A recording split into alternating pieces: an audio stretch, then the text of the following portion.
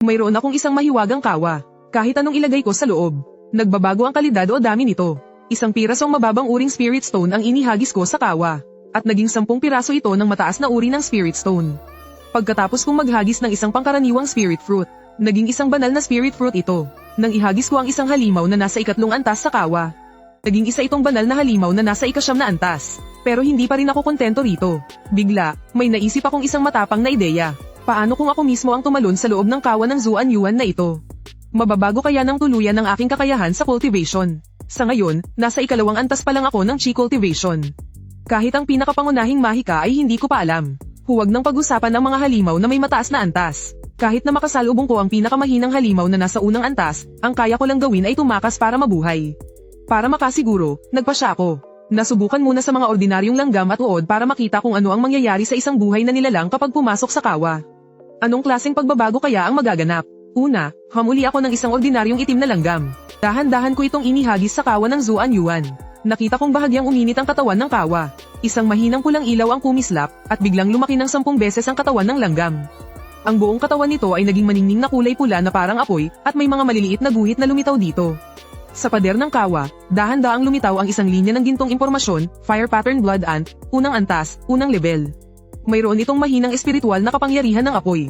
Kapag nangagit, naglalabas ito ng nakakapasong hangin. Kapag nadikit, para kang napaso sa apoy. Totoo nga, kaya ring i-refine at palakasin ng kawa ng Zuan Yuan ang mga buhay na nilalang.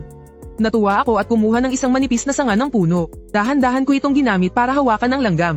Bigla na lang kinagat ng Fire Pattern Blood Ant ang sanga. Sa isang iglap, nagliyab ang buong sanga. Maya-maya lang ay naging abo na ito. Dali-dali kong iwinasiwas ang dala kong maliit na palakol at tinaga ito ng 2 beses. Saka ko lang napatay ang nagbagong anyong langgam na ito. Pagkatapos, hamuli naman ako ng isang uod na kulay lunti ang lantian at inihagis ito sa kawa. Sa pagkakataong ito, isang mahinang lilang ilaw ang lumabas sa kawa. Mabilis na lumaki ng ilang beses ang katawan ng uod. Nawala ang pagiging lantian nito at naging isang kakaibang kulay matingkad na lila. Naglabas din ito ng malagkit na lason sa katawan. Nakakapangilabot itong tingnan. Muling lumitaw ang impormasyon sa pader ng kawa, Venomous Larva, unang antas, unang level. Naglalaman ang katawan nito ng matinding lason. Kahit ang isang cultivator sa unang yugto ng chi cultivation ay mahihirapang labanan ito. Hindi ako nagpakampante. Ginamit ko ang isang sanga para alisin ang venomous larva sa loob ng kawa. Tinapakan ko ito hanggang mamatay. Tumalsik ang lason sa lupa, at nakagawa ito ng isang maliit na butas na itim. Sa puntong ito, sigurado na ako. Kung ang isang tao ay papasok sa kawa, siguradong magkakaroon din ng malaking pag-angat sa kanyang kakayahan. Pero mayroon pa rin akong mga alalahanin. Pagkatapos pumasok sa kawa, tataas ba ang kalidad ng aking spiritual root o babaguhin ako ng kapangyarihan ng kawa? Magiging isang halimaw na hindi tao at hindi rin multo. Pero nang pag-isipan kong muli, sa ngayon, isa lang akong mayroong mababang uring magkahalong spiritual root. Ang bilis ng aking cultivation ay sinbagal ng isang pagong. Kahit na maging halimaw pa ako, mas mabuti pa iyon kaysa maging isang walang kwenta habang buhay na hindi man lang umuunlad. Huminga ako ng malalim at pinigilan ng pag-aalinlangan sa aking puso. Buong lakas akong tumalon sa loob ng kawa ng Zuan Yuan. Pagkapasok ko, isang mainit ngunit napakalakas na enerhiya ang damaloy sa aking mga braso't binti, papasok sa aking katawan. Isang mahinang gintong liwanag ang bumalot sa buong katawan ko. Narinig ko ang mahinang paglagutok ng aking mga buto. Ang aking pangangatawan ay nagbabago sa bilis na kitang-kita ng mga mata. Ang impormasyon sa pader ng kawa ay patuloy na nag-update, mula sa pagpapadalisay ng spiritual root hanggang sa pagpapalakas ng pangangatawan. Sa huli, nang lumitaw ang 4 na gintong salitang sovereign heavenly body. At tumigil ito sa pader ng kawa, isang nakakasilaw na gintong liwanag ang sumabog mula sa aking katawan. Tumagos ito hanggang sa bubong. Ang mga haligi at biga ng buong bahay na gawa sa kahoy ay nagliwanag dahil sa malakas na ilaw. Nako, masyadong malakas ang ingay. Kapag nalaman ito ng mga tao sa sekta, siguradong susundan nila ang pinanggalingan ng kakaibang pangyayaring ito. Kapag nabunyag ang sikreto ng Zuan Yuan Ding at nalaman nilang may hawak akong napakahalagang kayamanan, tiyak na haantong ito sa aking kapahamakan. Kaya naman, hindi na ako naglakas loob na ipagpatuloy ang pagpipino. Ginamit ko ang lahat ng aking lakas para tumalon palabas ng kaldero. Sa isang kumpas ng aking daliri, pinaliit ko ang Zuan Yuan Ding at maingat na itinago sa loob ng aking katawan. Pagkatapos, mabilis akong lumabas ng bahay na kahoy at tumalon sa bubong. Gamit ang dilim ng gabi, tumingin-tingin ako sa paligid. Nakita kong tahimik ang lahat. Walang sino man ang nakapansin ng anumang kakaiba. Doon lang ako nakahinga ng maluwag. Makapangyarihang katawan ng kalangitan. Nagdiwang ako sa aking isipan. Ito ang maalamat na katangiang pisikal na pangalawa lamang sa banal na katawan. Kapag taglay mo ang katangiang ito, ang bilis ng iyong pagsasanay ay mas mabilis pa kaysa sa karaniwang tao, at ang lakas ng iyong katawan ay walang kapantay. Kung hindi lang ako tumalon kanina, baka direkta na akong naging isang banal na katawan. Naalala ko ang mga nakaraang eksperimento, maging ito man ay mga espiritual na bato, espiritual na prutas, o kahit mga langgam at uod. Ang pag-angat pagkatapos gamitin ang kaldero ay kadalasang nasa 10 beses. Dati, isa lang akong may mababang uri na magkahalong espiritual na ugat. Akala ko, ang pag-angat sa isang mataas na uri na magkahalong espiritual na ugat ay isa ng napakalaking pagkakataon. Hindi ko inasahan na aabot ako agad sa makapangyarihang katawan ng kalangitan, isang hakbang na lang bago marating ang antas ng banal na katawan. Ang pagpapalakas ng Zuan Yuanding sa mga buhay na nilalang ay mas higit pa pala kaysa sa mga bagay na walang buhay. Ngunit matapos ang kasiyahan, mabilis akong kumalma. Ang punong namumukod tangi sa gubat ay siyang unang ibinabagsak ng hangin. Masyadong kapansin-pansin ang banal na katawan. Kapag ito'y nabunyag, tiyak na kaiingitan ako at ipapahamak ng mga disipulo ng sekta, at aakitin pa nito ang pagnanasa ng hindi mabilang na tao. Mas magiging mahirap nang itago ang sikreto ng Zuan Yuanding. Sa ngayon, pipigilan ko muna ang aura ng aking katawan. Ang manatiling simple at dahan-daang lumakas ang pinakaligtas na gawin sa ngayon. Bumalik ako sa loob ng bahay. Kumuha ako ng ilang espiritual na prutas na napino ko na noon at kinain ang mga ito, saka umupo ng nakadekwatro para mag-meditate. Ginamit ko ang aking teknik para pinuhin ang espiritual na enerhiya ng mga prutas. Sa loob lamang ng 2 oras, bahagya ko nang naramdaman na mas napuno ang espiritual na enerhiya sa loob ng aking katawan. Naabot ko na ang huling yugto ng ikalawang antas ng Chi Refining. Kung magpapatuloy ang bilis na ito, bukas ay maaari ko nang subukang umangat sa ikatlong antas ng Chi Refining.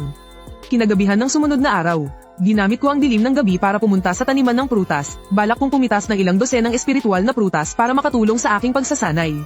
Para mapabilis ang pag-angat sa ikatlong antas ng Chi Refining.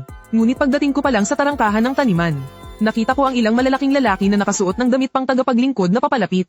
Ang nangunguna sa kanila ay si Zhao Hu, ang pinuno sa lugar ng Lintian. Itong si Zhao Hu ay kilalang kilala sa pagiging mapang-api. Nambubuli siya ng ibang mga tagapaglingkod. Ngayon, may dala siyang mga kasama.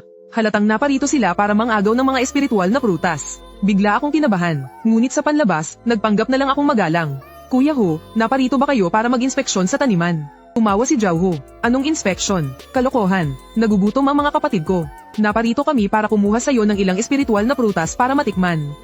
Pinigilan ko ang galit sa aking puso at sinubukan siyang kausapin habang pilit na nakangiti. Kuya Hu, pagkatapos ng hapunan, kabibigay lang sa atin ng sekta ng mga yellow rank. Pababang uri na espiritual na prutas. Ang pagkain ng marami nito ay magdudulot lang ng pagbabara ng espiritual na enerhiya. Hindi iyon makakabuti sa pagsasanay. Alam ko, na ang mga tagapaglingkod na disipulo ay nakakatanggap lang ng mababang uri na espiritual na prutas kada buwan. Ang mga katamtamang uri na espiritual na prutas ay para lamang sa mga disipulo ng panlabas na sekta. Sinasadya ni Zhao Hu na pahirapan ako, gusto niyang humingi ng mga katamtamang uri na espiritual na prutas. Huwag ka ng maraming Saturday. Kung sinabi kong pumitas ka, pumitas ka. Ama na ang daldal. Pumunta ka na at pumitas ng ilang dosenang medium grade na spirit fruits. Subukan mong pumitas ng low grade at babaliin ko ang mga binti mo. Itinaas niya ang kanyang kamay at sinampal ako. Nasa ikatlong antas na siya ng Chi Refining. Napakalakas ng sampal na iyon, halos matamba ako. Agad na damyugaw ang gilid ng aking labi. Pumunta ka na at pumitas ng ilang dosenang medium grade na spirit fruits. Subukan mong pumitas ng low grade at babaliin ko ang mga binti mo. Ang galit sa puso ko ay sumiklab na parang apoy. Gusto ko na siyang sugurin at labanan hanggang kamatayan. Pero alam kong nasa ikatlong antas ng Chi Refining si Zhao Hu. Ang mga kasama niya ay nasa ikalawang antas din, habang ako ay nasa ikalawang antas lang. Sa huli, wala akong pag-asang manalo. Kaya kinimkim ko na lang ang galit. Pinunasan ko ang dugo sa gilid ng aking labi at mahinang humingi ng paumanhin. Kuya Hu, patawarin niyo po ako. Pupunta na po ako para pumitas. Alamig na suminghal si Zhao Hu at idinagan ang kanyang paa sa likod ko. Bilisin mo, huwag kang babagal-bagal. Kapag naabala mo ang kasiyahan namin, may paglalagyan ka. Tiniis ko ang matinding sakit sa aking likod at dahan-daang tumayo. Nag-uumapaw ang puot sa aking puso. Sa mundo ng cultivation, talagang ang malakas ang siyang kumakain sa mahina. Kahit sa loob ng sekta, kung wala kang lakas, aapihin ka lang ng iba. Hindi ko maisip kung gaano pa kadugo at kalupit ang mundo sa labas ng sekta. Itatatak ko sa isip ko ang kahihiyang dinanas ko ngayon. Sa hinaharap, ibabalik ko ito sa kanila ng 10 beses, 100 beses pa. Nagmamadali akong pumasok sa taniman at pumitas ng 40 hanggang 50 medium grade na spirit fruits. Nilagay ko sa isang supot at iniabot sa kanya.